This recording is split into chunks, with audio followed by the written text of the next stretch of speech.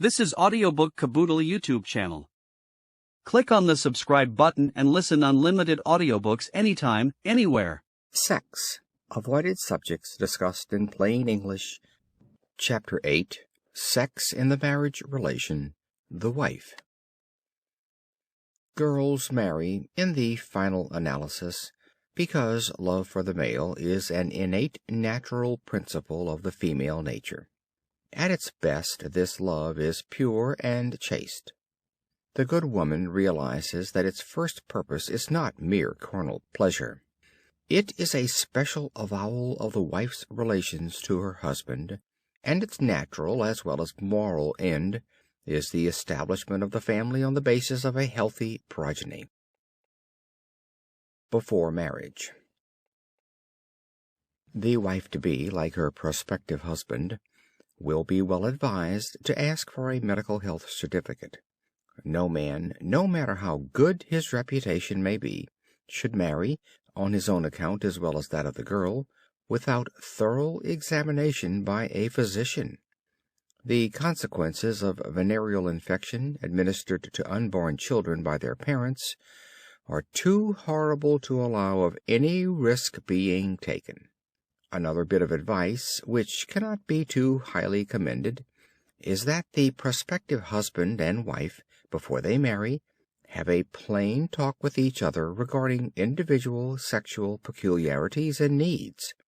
A heart-to-heart talk of this kind would be apt to prevent great disappointments and incompatibilities which otherwise may become permanent.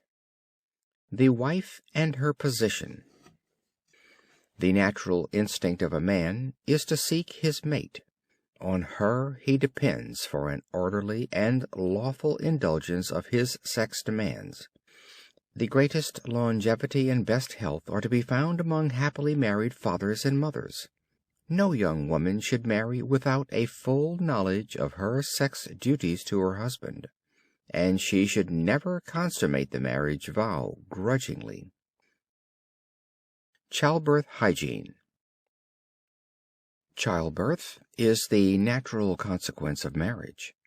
Its processes have already been explained in Chapter 2 of this book. There are, however, some hygienic facts in connection with it which should be noted. Once pregnancy is established, as soon as the fact is suspected, the mother-to-be should look on the little embryo as already a member of the family. Every act of each parent should now be performed, at least to some degree, with reference to the forthcoming infant. The mother's thoughts should be directed to it as much as possible. Mentally, she should read literature of a lofty and ennobling character. The theory is that this serves a good purpose in producing a more perfect, healthy, and intelligent child. Physically, she should take plenty of active exercise during gestation. Active exercise does not, of course, mean violent exercise, and she should use a health lift. During this time she should subsist, as far as possible, on a farinaceous diet, fruits and vegetables. The foods should be plainly cooked without spices. If all else is as it should be, the birth of the child at the end of the customary 9 months will be attended by comparatively little pain and danger. How often should childbirth take place? It is important that the childbearing wife and mother have a long period of rest between births. At least 1 year should separate a birth and the conception following it. This means that about 2 years should elapse between 2 births. If this rule be followed, the wife will retain her health, and her children will also be healthy. It is far better to give birth to 7 children who will live and be healthy, than to bear 14, of whom 7 are likely to die, while the numerous successive births wear out and age the unfortunate mother. Matrimonial adjustment. The above paragraph deals with one detail of what might be called matrimonial adjustment.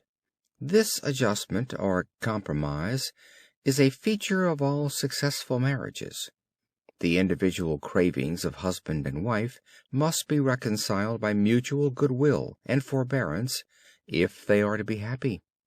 Attention should be paid in particular to not allowing habit, the worst foe of married happiness, to become too well established in the home, and to cultivate that love and affection which survives the decline of the sexual faculties. The ideal marriage. The ideal marriage is the one in which affection combines to bring happiness to both partners in a sane union of sex and soul. As one commentator has rather unhappily expressed it, when married, the battle for one united and harmonious life really begins. It is indeed, but too often, a battle. Forbearance, consideration, and respect must be the foundation on which the ideal married state is built. The husband should realize that his wife's love for him induces her to allow privileges of a personal nature which her innate chastity and timidity might otherwise refuse. In return, he should accept these privileges with consideration. He should, in particular, on his wedding night, take care not to shock his young bride's sensibilities. He may easily give her a shock from which she will not recover for years, and lead her to form an antipathy against the very act which is the bond and seal of a truly happy married life. Birth control. Material changes have taken place in the birth rate of a number of countries during the past 15 or 20 years, which cannot be attributed to purely economic causes. They do not seem to depend on such things as trade, employment, and prices, but on the spread of an idea or influence whose tendency must be deplored, that of birth control, a phrase much heard in these days. The fact that a decline in human fertility and a falling birth rate are most noticeable in the relatively prosperous countries is a proof that it does not proceed from economic causes, but is due rather to the spread of the doctrine that it is permissible to restrict or control birth. In such countries as the United States, England, and Australia, where the standards of human comfort and living are notoriously high, the decline in the birth rate has been most noticeable. On the other hand, we find perhaps the greatest decline in the birth rate in France, a country where the general well-being probably reaches a lower depth in the community than in any other part of Europe. A comparison of the birth rates of France and of Ireland, for example, offer a valuable illustration of the point under consideration. In France, more than half the women who have reached the age of nubility are married. In Ireland, generally speaking, less than a third.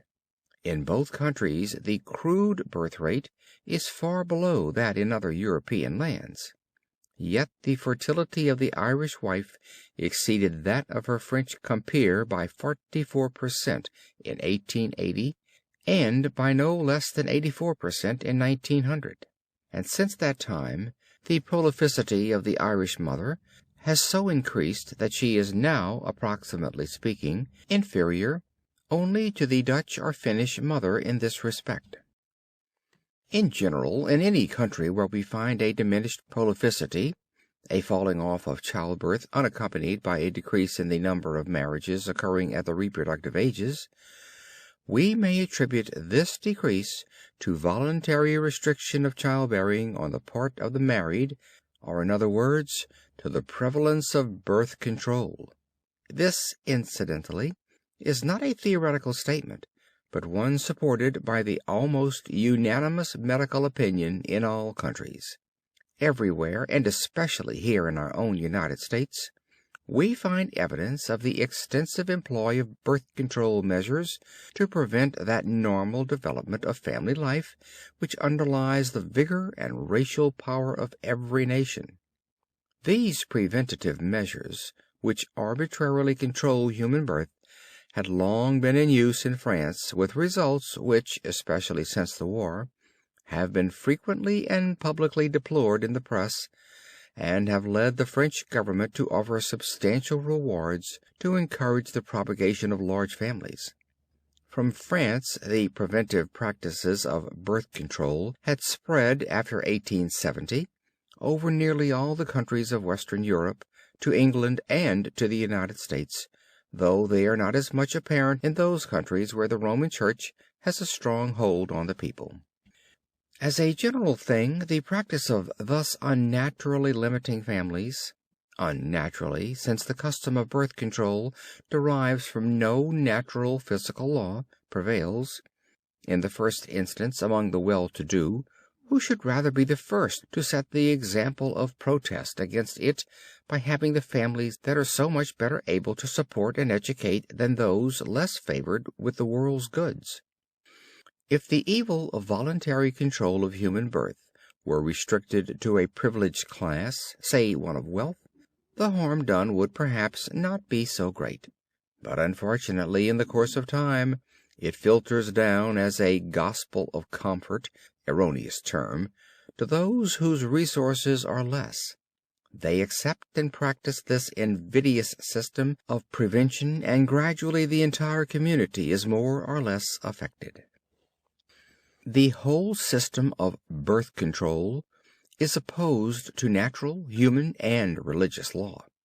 Nature, in none of her manifestations, introduces anything which may tend to prevent her great reason for being, the propagation of the species. Birth, as the natural sequence of mating, is her solemn and invariable law. It is in birth and rebirth that nature renews herself and all the life of the animal and vegetable world, and her primal aim is to encourage it. Human law recognizes this underlying law of nature by forbidding man to tamper in a preventative way with her hallowed and mysterious processes for perpetuating the human race. Religious law, based on the divine dispensation of the Scriptures, endorses the law of nature and that of the state. We may take it then that birth control represents a deliberate and reprehensible attempt to nullify those innate laws of reproduction sanctioned by religion, tradition, and man's own ingrained instinct. To say that the human instinct for the perpetuation of his race and family has become atrophied during the flight of time, and that he is therefore justified in denying it, is merely begging the question. The instinct may be denied, just as other higher and nobler instincts are disregarded, but its validity cannot be questioned.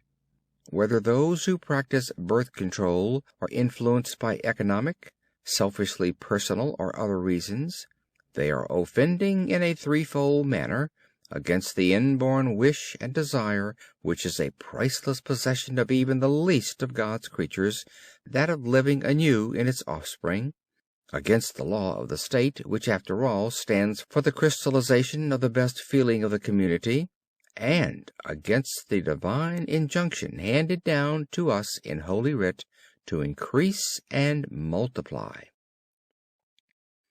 Birth control is the foe to the direct end and aim of marriage, which in the last analysis is childbirth.